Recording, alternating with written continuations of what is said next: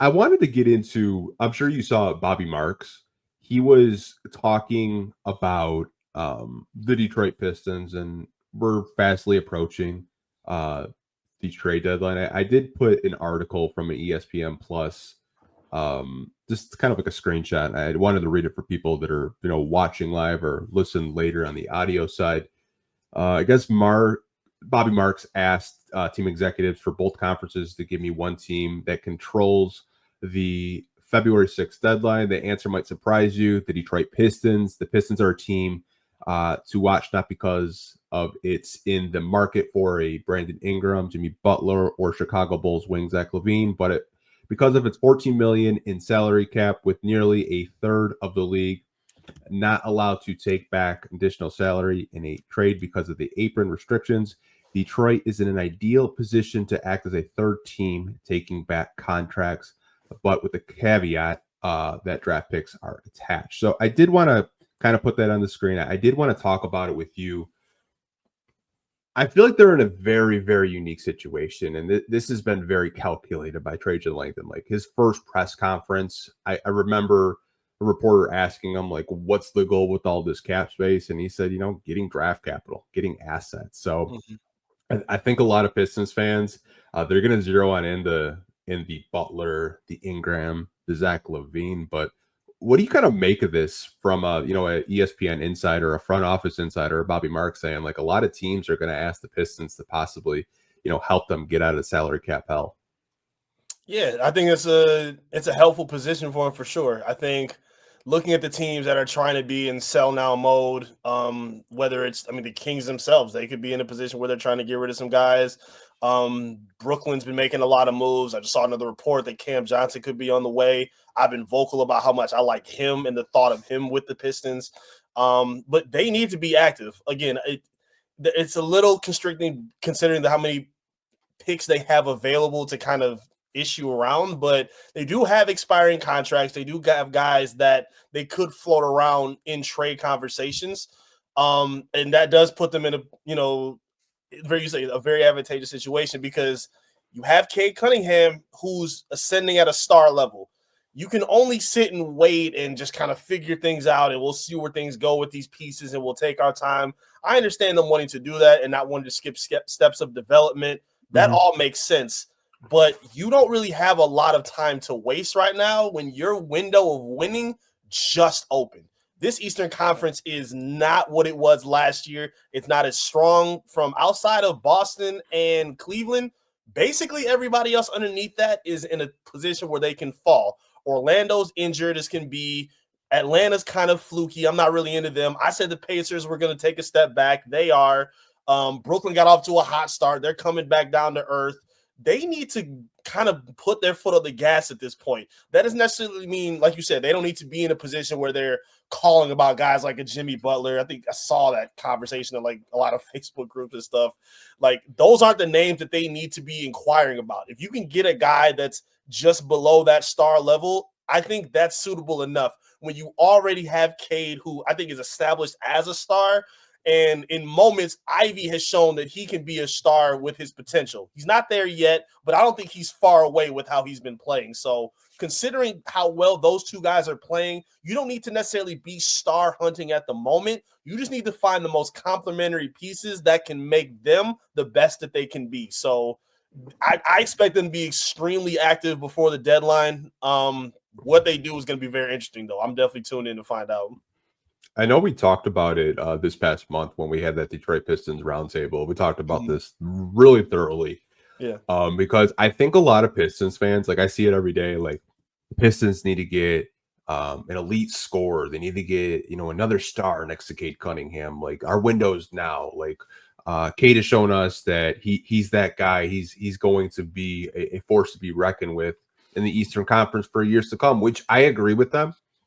But I think the Pistons are in a very unique situation because you have contracts extensions that are going to be eligible for this summer. Jaden Ivey and Jalen Duren. Cade's Supermax goes into effect next season. You have to be so careful and you have to be sure the next move you're making is not a short-term move. You Right. have to make sure that this can be a long-term move where it doesn't derail what you can do in the future. Right. That's why when you talk about Zach LaVine, I think the player, the bucket getter that he is, makes a whole lot of sense on paper, but the contract is still really big, and it would kind of handicap them in terms of making bigger moves in the future. I know his contract's only about 3 more years or so, but I think it's a B minus player. I think it's a player that complements them. I know you mentioned Cam Johnson. I was on the Cam Johnson train like 2 years ago when Troy was still here.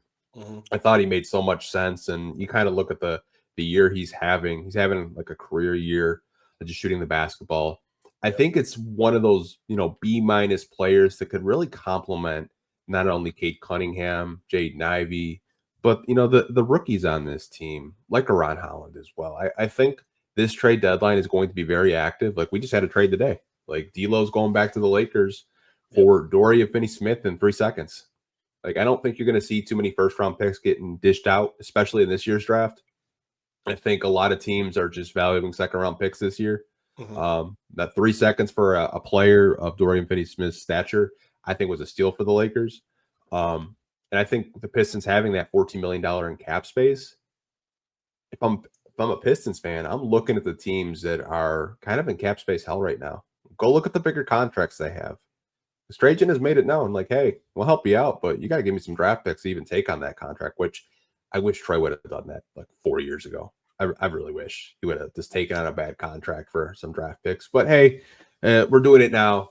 If you can get a rotational player that upgrades his roster to, keep pushing you into the playoff picture, I'm here for it. But I just want to kind of caution Pistons fans. I don't think you're going to go star hunting right now.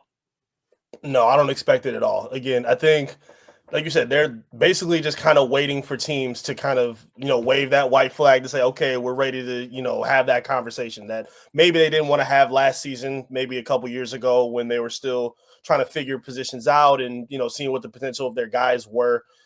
Teams weren't picking up the phone for the Pistons. But now at this point, like you said, where guys are established and you're kind of seeing some things fall into place. You're understanding that this backcourt is something that you can invest in full time and, for the long haul.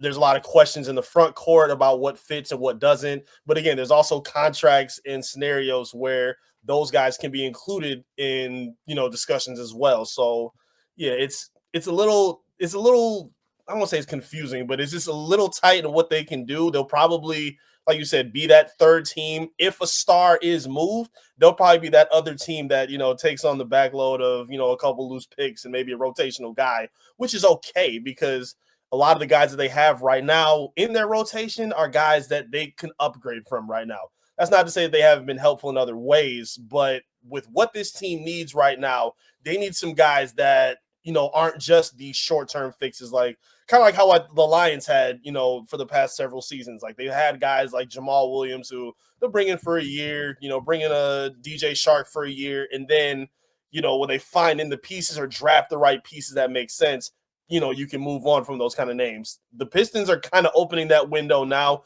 which is a little bit ahead of the timeline we thought. A lot of people didn't think they'd be 14 and 18 at this point, already tying last season's winning record. So knowing that they found some success, that they've expedited their processing right now, I think now is the time for Trajan Langdon to be a little bit more aggressive than he thought. I don't know if he maybe thought they might be a little slower up to this point, but knowing where things are now, they don't really have much of a choice. You got to find something that fits these pieces a little bit more long-term than what they have right now.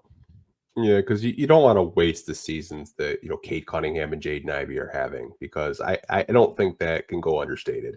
Mm-hmm. Like I think a lot of people this summer were willing to trade Jaden Ivey and just give up on him, because I think not that we didn't believe in him as a player, but we had a coach come in here and basically say he's not a starter.